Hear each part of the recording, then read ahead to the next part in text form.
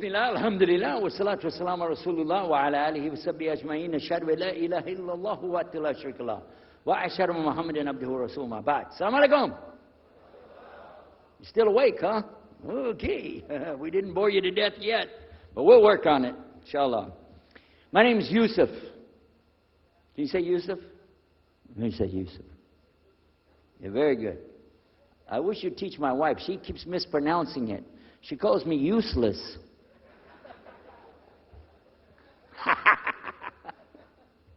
Alhamdulillah. Now, how many of you were in the program today? I was teaching us, trying to teach about how to call the people to Islam called da'wah. How many were there? Okay? All right. I just used an example what I was telling you about. Remember I was telling you when you introduce yourself to somebody, you got to get friendly with them. So I just used an example right there.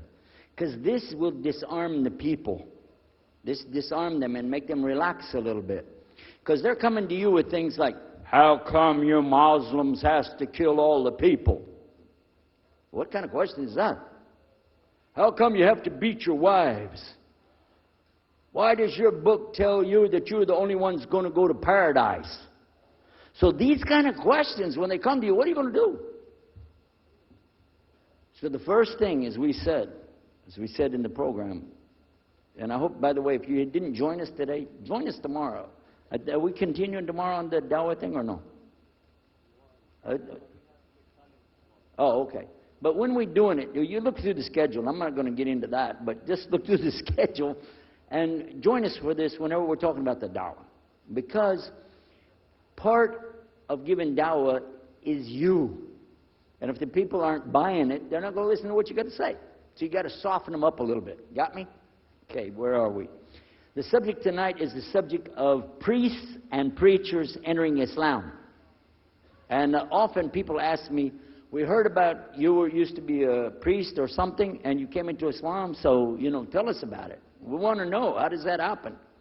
And it's not just Muslims who want to know. Non-Muslims would like to know the story too, because they feel like, you mean you didn't understand? I mean, you were a priest, you didn't understand about Jesus? Come on, man. So, it's a topic that I talk about a lot. The first thing I have to do is clarify a couple of points. I was not a priest. In the English, we use the word priest to mean somebody who is in the Catholic Church. If you're not from the Catholics, if you're from the Protestants, then you don't use that term. We usually use the term, for instance, pastor, minister, preacher, reverend, and these are some of the titles. We came up with an awful lot of them because that's the way humans are, right? Give ourselves titles. So I was a preacher and a minister of music. But that doesn't really matter, but just if you're talking to a Christian and you say a priest, he's going to say, oh my God, how is that? And when they find out, oh, you weren't a Catholic, well, that's a lie, then you weren't a priest. So I want to clarify that. As a matter of fact, I will tell you, in my own estimation, I'm probably the least of the factions within this equation. Because there were so many other people that came into Islam the same time I did. That's why it takes a little bit of time to tell the story. But they asked me to tell it tonight, so we're going to do that. But I want you to listen carefully to realize what goes through the mind of a person that's not Muslim. Okay? And I usually start out by telling people that my father and I were both ministers, and both of us were also businessmen. In the reverse order. We were business first and preacher second. Got me? Because, well, as they say, business is business. And that's exactly how it worked. We operated mostly in Texas. We had a place in San Antonio, Houston, and also in the Dallas area. And we were very concerned about Christian conditions. So my father started something called Concerned Christian Centers. And basically, if you look at it from a material point of view, it was a place to sell stuff. But what we would do is take consignment things in. People could bring things into us, and then we would sell it and keep part of the money. And keep a lot of the money. But anyway, they would bring in what they make with their hands, arts and crafts. And a lot of old women, they like to sit around and make things, then they give it to us. And this helps the church, which is called the church, and then it helps them as well. So it became like business and religion tied together, and that's very common in our country. At one point, my father told me, we're going to start doing business with a man from Egypt. Well, I said, well, this is great. International sounds good. We can put this in our business card. We're international. He said, and this man, he's from Cairo, Egypt. And that's where, if you know, they have the Nile River. They have those big pyramids. They have the Sphinx, Abu Hul. You know, they got everything. And we said, oh, this is good. He said, and he's a Muslim. I'll never forget it. I've told the story many times, but it's just like it happened yesterday. I'm standing in between the kitchen, or in the dining room and the living room area. You know, like this when we're talking, and I just stopped like this. I said, what? A Muslim? No way. No way do I want anything to do with that. Dad, come on, you should know better than anybody. Because we were linked in with other preachers. My father supported people like Pat Robertson. Huh? You know him? Huh, Pat Robertson? And Oral Roberts. He's not very popular anymore, but he used to be real strong. And his ministry up in Tucson, Tulsa, Oklahoma. In addition to that, people like Benny Hinn. I don't know if you heard of Benny Hinn. He's coming over this way, so look out. And there's many of them. John Hagee, and the list goes on. Jerry Falwell, Jimmy Swaggart, some of the names, maybe you heard those before. We know these people. We know all about them. All about them. Okay? So at one point, here I am standing there talking to my father about a Muslim. These are the enemies of God. This is what we've been taught. These same people, I just mentioned their names, in their preaching on the television and so on, this is what they teach. Muslims are no good. Now it just became Muslims are terrorists. But back then, you know, we didn't reach that level yet.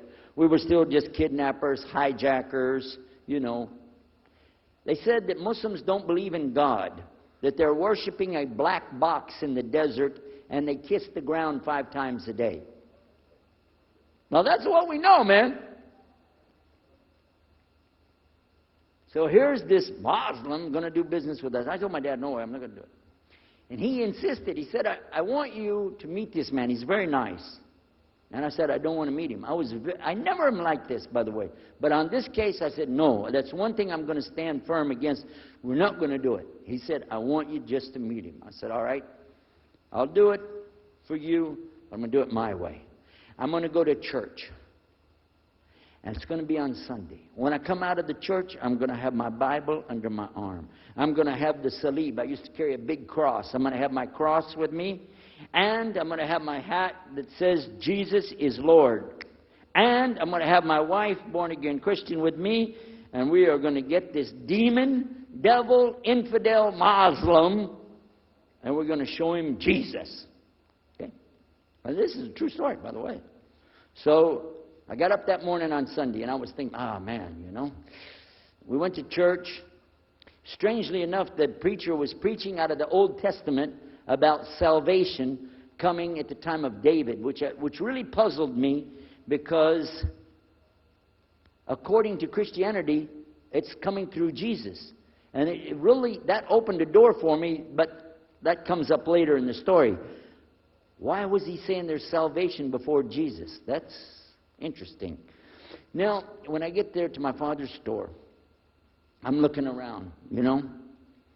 I'm looking for somebody wearing, you know, a long white robe and some kind of black, you know, thing over that with a long beard. And I guess I was looking for me, wasn't I?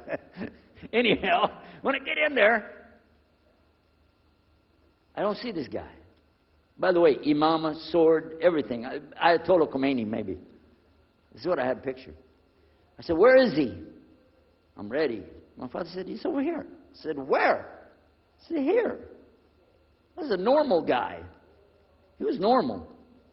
He didn't have a beard. He didn't have any hair at all. I said, how do you do? I told him my name. He introduced himself. His name is Muhammad. I said, how do you do? after the niceties of hello, how are you, how's everything,